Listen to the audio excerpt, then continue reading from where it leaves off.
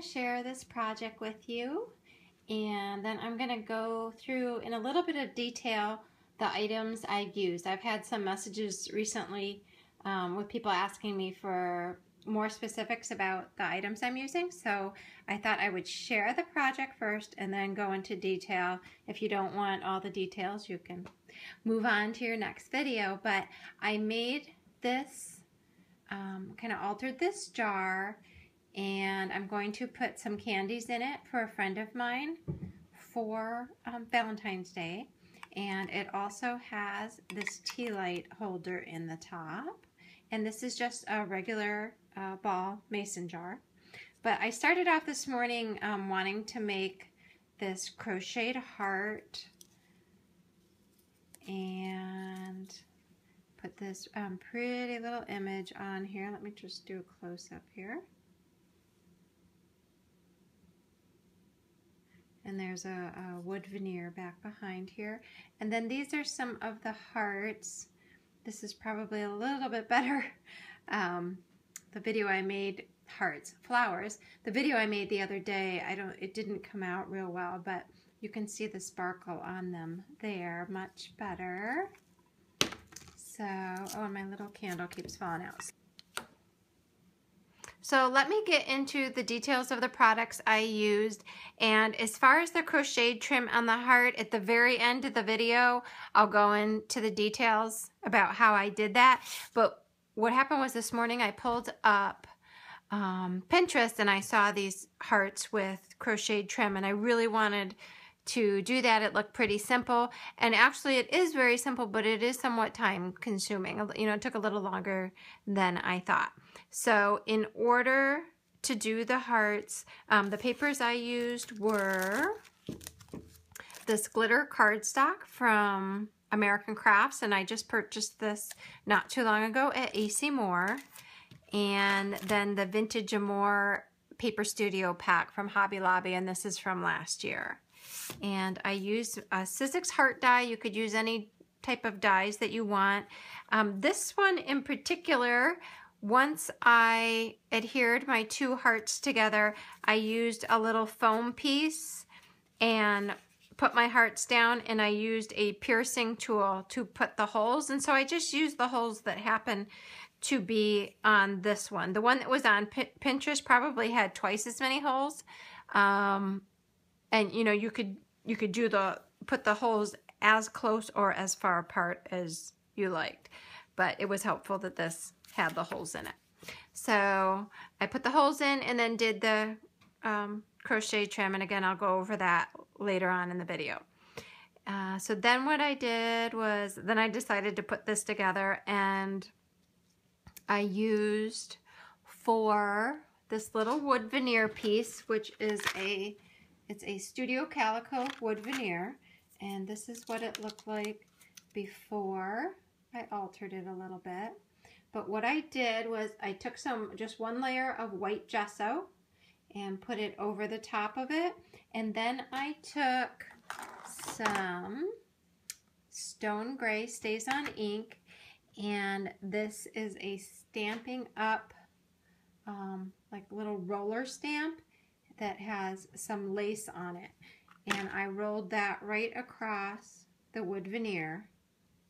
And then I took this distress marker, which is Victorian Velvet from Tim Holtz, and I used that to kind of edge around the wood veneer, and then I took my finger and just smeared it around, and I'll tell you what, guys, that worked so awesome.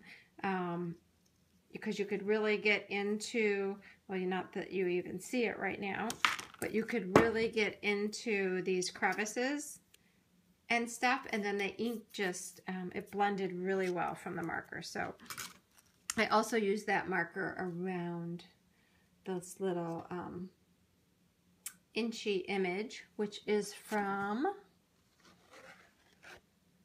this, let's see, Heartwarming Vintage Creative Scraps from Crafty Secrets, and this is the mini vintage set. This is getting a little bit old now. I'm not sure if they still make those, but I used to get those from Joann's online. And I also used one of these little, I believe these were from Michael's, tags with the little metal around the outside. And in order to alter that, all I used was my white Wink of Stella pen.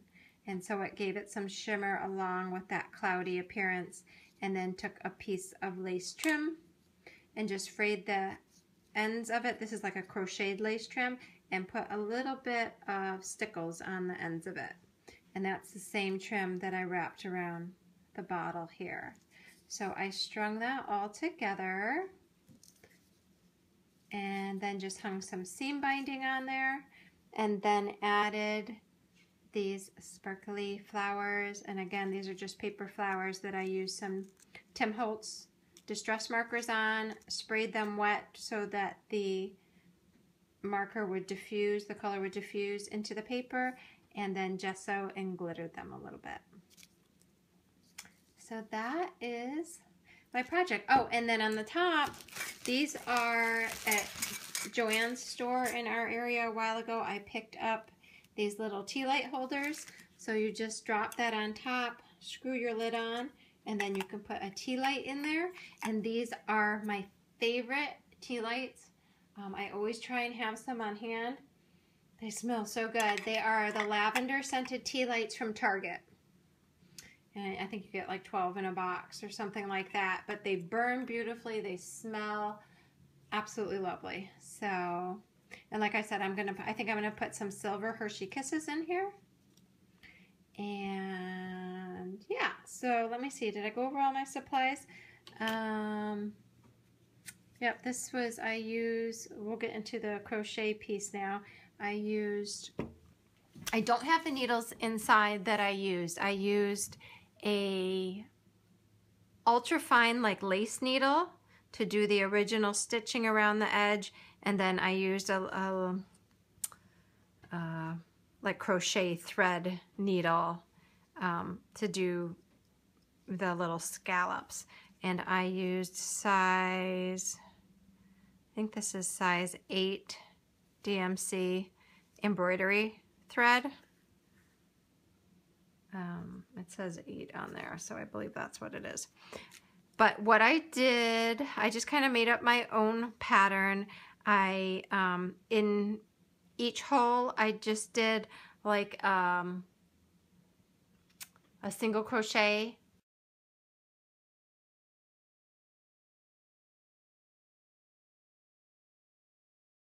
to go through the hole, and then I just chained, for the most part, 3 to get to the next hole. You know, it just would depend on how far apart you put your holes. I know around the corners up here I had to do 4. So I went around doing my single crochets to attach into each hole, and then chained around. And then to do the little scallops, I just did chain 2, double crochet, chain 2, and then attach with a single crochet, and then into my next chain loop I did the same thing. I would attach it with a single crochet, chain 2, double crochet, chain 2, attach, then attach to the next loop. So you could make up absolutely any type of pattern you wanted to go around. The one that was online was very different than mine. I do like to make up my own patterns as I go for something, you know, like this. I hope that kind of makes sense to everybody. But I really like the way that it came out, and I'm excited to give it to my girlfriend. My girlfriend I'm going to give it to, I don't know if I mentioned this, but when I made all those jars for Christmas, if people weren't home, I would just leave them in their mailbox, and a lot of my friends would know that they were from me because I didn't actually have any names on them or anything. But my one good girlfriend, I had left her the jar, and I left her something else. Oh, I left her a bag of those tags for the holidays. And she had sent me an email last night. She's like, oh, I'm guessing the gift in my mailbox was from you. Thank you so much. And so a few days later, she put a post on Facebook that said, did somebody leave candy in my mailbox? because I received a thank you letter from our mail lady thanking me so much for the jar of chocolates. So I guess what happened was I left the jar of chocolates and the Christmas tags in her mailbox, and the mail lady took the jar of chocolates thinking they were for her. And my girlfriend, I had soon gotten everything because she thanked me for the gift, but it was actually just the tags that she had received. So we had a very long laugh after that. But so I want to make sure, I'm not going to leave this in her mailbox. I'm going to make sure I hand deliver it to her. So let's see. I think that's it. If anyone has any questions, please let me know. And you guys have a super great week. I'll talk to you soon. Bye-bye.